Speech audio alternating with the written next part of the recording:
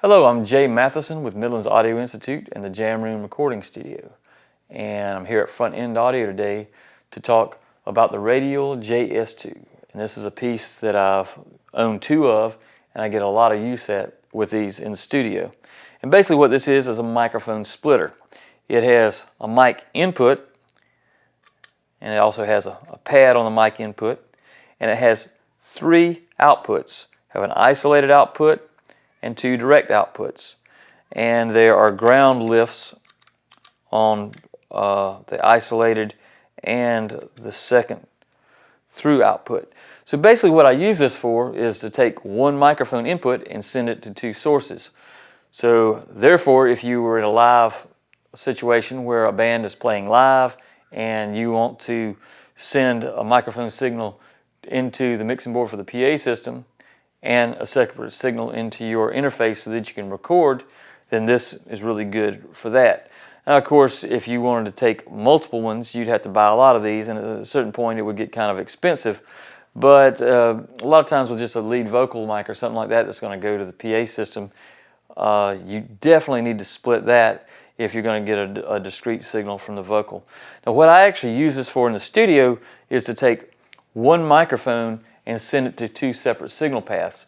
So say if I'm recording a singer and I want to have a clean, less compressed signal through, say, a Chameleon mic preamp or something like that, I can run the microphone into the box, out of the box, into the Chameleon preamp, then into a compressor, and then into my analog to digital converter. While I can take another output from the mic splitter and run it into, say, maybe a Daking preamp or something like that, crank up the gain, get it a little more grindy, hit it harder with compression. That way, when you're tracking a vocalist, or you could use this for guitars or other things, you can have one really hot compressed one and one that's not as hot and compressed, and you can vary between those in the mix. You could even take one mic preamp and get into full out distortion and keep the other mic preamp clean. The great thing about doing this in the analog realm is these two tracks are going to be perfectly in phase with each other, and you can, push the faders up and down and not worry about, phase cancellation from using a lot of digital processing. And another thing that I find out is a lot of times I like the distortion that I can get from my mic preamps a lot better than, say, just a generic plug-in that you might use.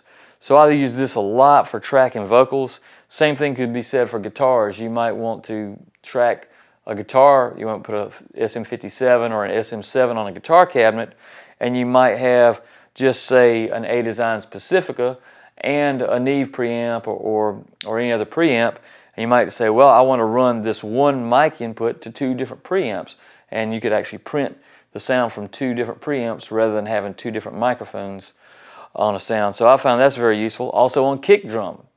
Very often what I would do with this is I will use my kick mic, send the kick mic into this, then out of this I will go into two separate preamps. One I might go for a more mid-rangey, flat sound on the kick drums. The other I might run to a different preamp that's got a different sort of tonality. And then when I'm, of course, mixing the kick drum, I have it on two different faders. So then I can, put a compressor and a plug-in on both and set these things in the mix the way I want them. And I find that to be very, very useful to be able to have two different kick sounds. And I have a lot of preamps. A lot of time I might not be sure which preamp I want to use on kick. So in this case, I can use either or a combination of the two. Again, when you record these together, they're going to be perfectly in phase. So you don't have to worry about phase cancellation like you would, say, if you use two microphones. Well, if you use two microphones in the kick drum, the diaphragms have to be exactly together. If one's behind the other one, well, they're going to be out of phase from each other. When you start combining these two kick drum signals together, you're going to get phase cancellation, and it's going to, damage your kick drum sound. Same with vocals, same with guitar. So, if you want to take two microphone inputs and send it to two different places for whatever reason, the Radial JS2 is a great piece of gear. It's really been a problem solver for me, And of course, it's made by Radial. Radial has real heavy-duty steel boxes, great connectors, and they're a company that makes high-quality stuff. And it's not that expensive. So, if you're interested in the Radial JS2 mic splitter or any other Radial products, check them out at www.frontendaudio.com.